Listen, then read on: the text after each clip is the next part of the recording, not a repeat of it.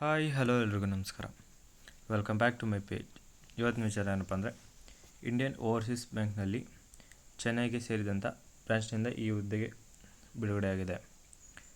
ಇನ್ನು Indian overseas ಬ್ಯಾಂಕ್ನಲ್ಲಿ ಇದೀಗ ಅಪ್ರೆಂಟಿಸ್ನ 750 ವೇಕೆನ್ಸೀಸ್ ಖಾಲಿ ಇದ್ದು, ಹಾಗೆ ಈ ನೋಟಿಫಿಕೇಷನ್ನ ಆಗಸ್ಟ್ 8ನೇ ತಾರೀಕು ಹೊರಡಿಸಲಾಗಿರುತ್ತೆ.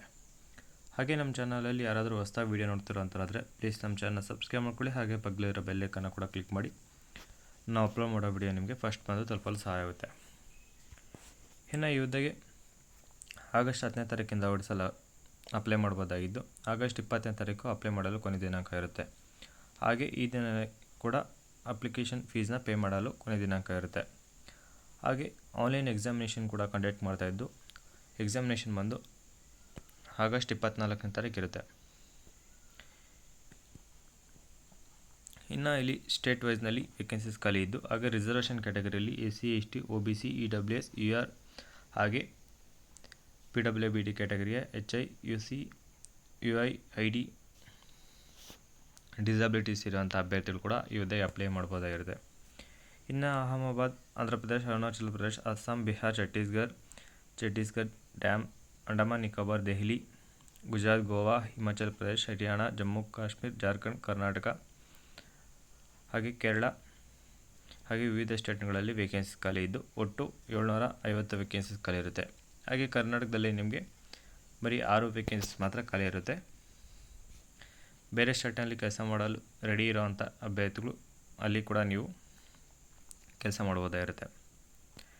ಇನ್ನು ಮೊದಲನೇದಾಗಿ ಈ ಹುದ್ದೆಗೆ ಅಪ್ಲೈ ಮಾಡಲು ನ್ಯಾಷನಾಲಿಟಿ ಅಂದರೆ ಇಂಡಿಯನ್ ಸಿಟಿಜನ್ ಆಗಿರಬೇಕು, ಅಂಥವ್ರು ಮಾತ್ರ ಈ ಹುದ್ದೆಗೆ ಅಪ್ಲೈ ಮಾಡ್ಬೋದಾಗಿದ್ದು, ಇನ್ನು ಈ ಹುದ್ದೆಗೆ ಅಪ್ಲೈ ಮಾಡುವಂಥವ್ರಿಗೆ ಮಿನಿಮಮ್ 20 ವರ್ಷ ಆಗಿರಬೇಕು, ಮ್ಯಾಕ್ಸಿಮಮ್ 28 ವರ್ಷ ಒಳಗಡೆ ಇರುವಂಥವ್ರು ಈ ಹುದ್ದೆಗೆ ಅಪ್ಲೈಯನ್ನು ಮಾಡ್ಬೋದಾಗಿರುತ್ತೆ.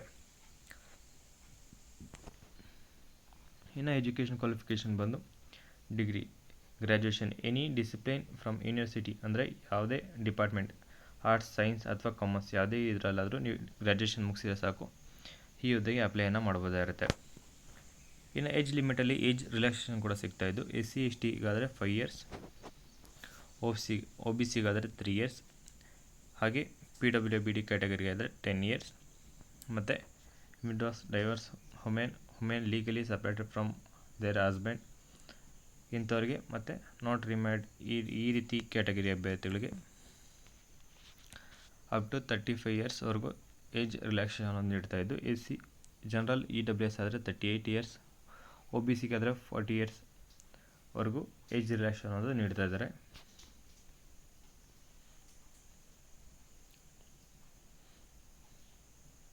ಹಾಗೆ PWBD ಕ್ಯಾಟಗರಿಯಲ್ಲಿ ಆರ್ಥೋಪೆಡಿಕಲಿ ಚಾಲೆಂಜ್ಡ್ ಮತ್ತು ವಿಷುವಲಿ ಇಂಪೇರ್ಮೆಂಟ್, ಹಿಯರಿಂಗ್ ಇಂಪೇರ್ಡ್ ಮತ್ತು ಇಂಟೆಲೆಕ್ಚುಯಲಿ ಡಿಸಬಿಲಿಟೀಸ್ ಇರುವಂಥ ಈ ರೀತಿ ಕ್ಯಾಟಗರಿ ಅಭ್ಯರ್ಥಿಗಳು ಈ ಹುದ್ದೆಗೆ ಅಪ್ಲೈಯನ್ನು ಮಾಡ್ಬೋದಾಗಿರುತ್ತೆ.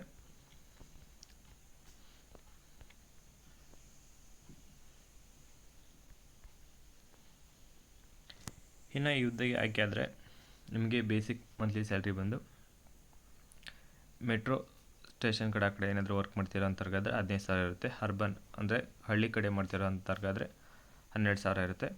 ಅದೇ ಸೆಮಿ ಅರ್ಬನ್ ಅಥವಾ ರೂರಲ್ ಅಂದರೆ ಚಿಕ್ಕ ಹಳ್ಳಿಯಲ್ಲಿ ಕೆಲಸ ಮಾಡ್ತಿರೋ ಅಂಥವ್ರಿಗಾದರೆ 10,000 ನಿಮಗೆ ಮಂತ್ಲಿ ಸ್ಯಾಲ್ರಿ ಅನ್ನೋದು ಇರುತ್ತೆ.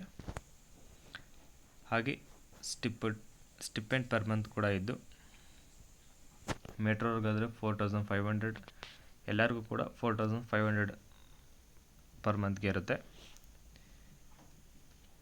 ಏನಾದರೂ ಲೀವ್ಸ್, ಹೀಗೆ ಬೇರೆ ರೀತಿ ಲೀವ್ಸ್ ಮತ್ತು ಗೌರ್ಮೆಂಟ್ ಲೀವ್ಸ್ ಇದ್ದರೆ ಆ ರೀತಿ ಸಮಯದಲ್ಲಿ ನಿಮಗೆ ಡೈರೆಕ್ಟ್ ನಿಮ್ಮ ಬ್ಯಾಂಕ್ ಅಕೌಂಟ್ಗೆ ಅಮೌಂಟ್ ಅನ್ನೋದು ಹಾಕ್ತಾರೆ. ಮತ್ತು ಇದು ಬಿಟ್ಟು ಬೇರೆ ಅಲೌನ್ಸಸ್ ಬೆನಿಫಿಟ್ಸ್ ಯಾವುದೂ ಇರೋದಿಲ್ಲ. ಇನ್ನು ಆನ್ಲೈನ್ ರೈಟಿಂಗ್ ಎಕ್ಸಾಮಿನೇಷನ್ ಇದ್ದು, ಸಬ್ಜೆಕ್ಟ್ ಬಂದು ಜನರಲ್, ಫೈನಾನ್ಷಿಯಲ್ ಅವೇರ್ನೆಸ್, ಇಂಗ್ಲೀಷ್ ಮತ್ತು ಕ್ವಾಂಟಿಟೇಟಿವ್ ಆ್ಯಂಡ್ ರೀಸನಿಂಗ್ ಆ್ಯಪ್ಟಿಟ್ಯೂಡ್ನ ಬಗ್ಗೆ, ಹಾಗೆ ಕಂಪ್ಯೂಟರ್ ಅಥವಾ ಸಬ್ಜೆಕ್ಟ್ ನಾಲೆಜ್ನ ಬಗ್ಗೆ ನಿಮಗೆ 100 ಕ್ವಶನ್ಸ್ ಇರುತ್ತೆ. ಮತ್ತು 100 ಮಾರ್ಕ್ಸ್ಗೆ ಒಂದು ಎಕ್ಸಾಮ್ ಇದ್ದು 90 ಮಿನಿಟ್ಸ್ ನಿಮಗೆ ಎಕ್ಸಾಮ್ನ ಕಂಪ್ಲೀಟ್ ಮಾಡೋಕ್ಕೆ ನಿಮಗೆ ಟೈಮ್ ಅನ್ನೋದು ಇರುತ್ತೆ.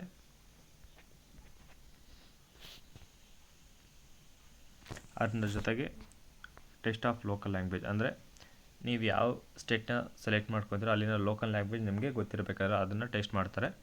ಅಂದರೆ ಕರ್ನಾಟಕ ಏನಾದರೂ ಸೆಲೆಕ್ಷನ್ ಮಾಡುತ್ತೆ ಅಂದರೆ ಕನ್ನಡ ಗೊತ್ತಿರಬೇಕು, ಅಥವಾ ಕನ್ನಡದವರು ಏನಾದರೂ ಆಂಧ್ರ ಪ್ರದೇಶ್ ಸೆಲೆಕ್ಷನ್ ಮಾಡ್ಕೊಂಡ್ರೆ ಅಂದರೆ ನಿಮಗೆ ತೆಲುಗು ಗೊತ್ತಿರಬೇಕು. ಈ ರೀತಿ ನಿಮಗೆ ಟೆಸ್ಟ್ ಇರುತ್ತೆ.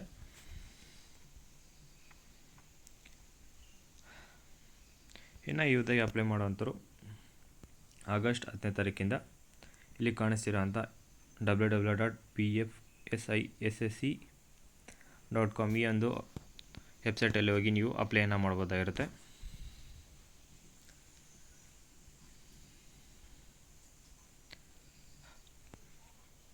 ಇನ್ನು ಅಪ್ಲಿಕೇಶನ್ ಫೀಸ್ ಕೂಡ ಪೇ ಮಾಡಬೇಕಾಗಿದ್ದು, PWBD ಕ್ಯಾಟಗರಿ ಆದರೆ 400 ರೂಪಾಯಿ ಇರುತ್ತೆ, ಪ್ಲಸ್ GST 472 ರೂಪಾಯಿ.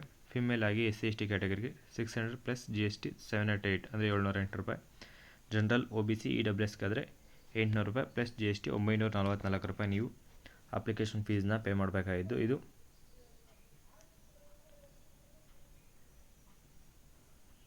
ನಾನ್ ರಿಫಂಡಬಲ್ ಅಮೌಂಟ್ ಕೂಡ ಇದಾಗಿದ್ದು ಆನ್ಲೈನ್ ಟ್ರಾನ್ಸಾಕ್ಷನ್ನ ಮೂಲಕ ನೀವು ಪೇಯನ್ನು ಮಾಡ್ಬೋದಾಗಿರುತ್ತೆ. ಹಾಗೆ ಇದೆಲ್ಲ ಆದಮೇಲೆ ಡಾಕ್ಯುಮೆಂಟ್ ವೆರಿಫಿಕೇಷನ್ ಇರುತ್ತೆ, ಪರ್ಸನಲ್ ಇಂಟರ್ವ್ಯೂ ಕೂಡ ಇರುತ್ತೆ.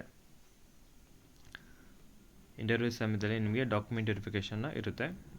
ಮೊದಲಾಗಿ ಡಾಕ್ಯುಮೆಂಟ್ ವೆರಿಫಿಕೇಷನ್ ಇರುತ್ತೆ, ಅದು ಒರಿಜಿನಲ್ ಡಾಕ್ಯುಮೆಂಟ್ ವೆರಿಫಿಕೇಷನ್ ಇರುತ್ತೆ.